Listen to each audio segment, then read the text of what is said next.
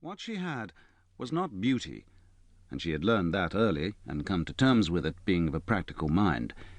But there was something more adventurous than beauty in her, a tendency to surge forward into situations somewhat risky in their ambiguity, a taste for accepting any challenge that offered, and a manner and a gait to match the proclivity. Angels might well have feared to tread where Charlotte habitually planted her size 4 sandals with zest and aplomb. "You must be wondering," said Mr. Stamford, approaching by inches, "why I asked you to come here like this. It was pure luck, my seeing that notice of your concert.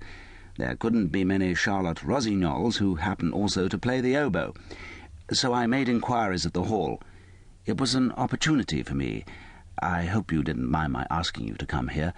I would gladly have come to you, but I thought we could talk more freely here than in a hotel.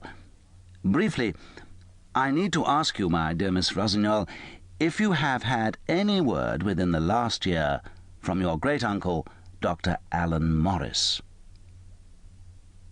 There was a moment of absolute silence and surprise. Her eyes had opened wide in wonder, and the light entered their long-lashed blackness and turned it to a dusky flecked gold. Her small, delicate monkey features quivered into childish candour, reassuring him that for all her formidable composure, she was indeed no more than 23. She had fine, white skin, not opaque and dull, but translucent and bright, with the vivid come-and-go of vibrant blood close beneath it. And she had beautiful hair, fine as an infant's and black as jet, curving but not curling about a very shapely head, and cropped cunningly to underline the subtlety of the shaping. Oh yes, there was a great deal of France there, whether she knew it or not, and her lips, opening to reply to his question, were long and mobile, eloquent even before she spoke, though she might sometimes go on to contradict what they had intimated. "Mr. Stamford," she said now, "I've never once in my life had any communication from my great-uncle Alan. I've never set eyes on him. I know quite a lot about his work and his reputation, and I'm quite proud of him, but I don't expect ever to exchange one word with him.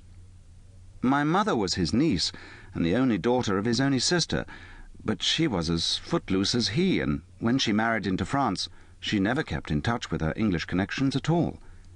I grew up detached. I'm sorry if it seems almost unnatural. It wasn't out of any want of feeling. No, I've had no word ever from Dr. Morris. I should have been very astonished and concerned if I had. I should have taken it for granted there was something the matter." Mr. Stamford massaged his sharp jaw with one finger and looked thoughtful. "Is there?" asked Charlotte, making connections with her usual rash speed. "Something the matter?" "That's exactly the trouble. We don't really know.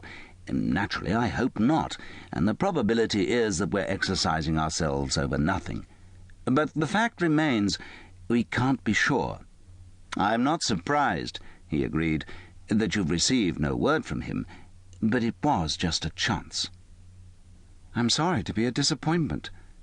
Was that the only reason you asked me to come?" She was reasonably certain by then that it was merely a necessary preliminary to the real business he had with her. "Hardly, or I could have asked it over the telephone and avoided imposing upon you. No, circumstances make it very desirable that we should have this talk and continue in close touch afterwards, if you're agreeable.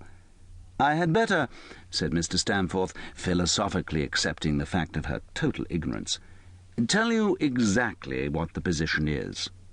I've acted for your great-uncle for more than 20 years now, and have often been left in charge of his affairs during his long absences abroad, on digs all over Europe and North Africa and the Middle East, everywhere that the Roman and Greco-Roman power extended. You're familiar with his subject. You know he's an authority, internationally known and universally respected. So naturally he travels a great deal and is in demand as a consultant wherever Roman sites are being excavated.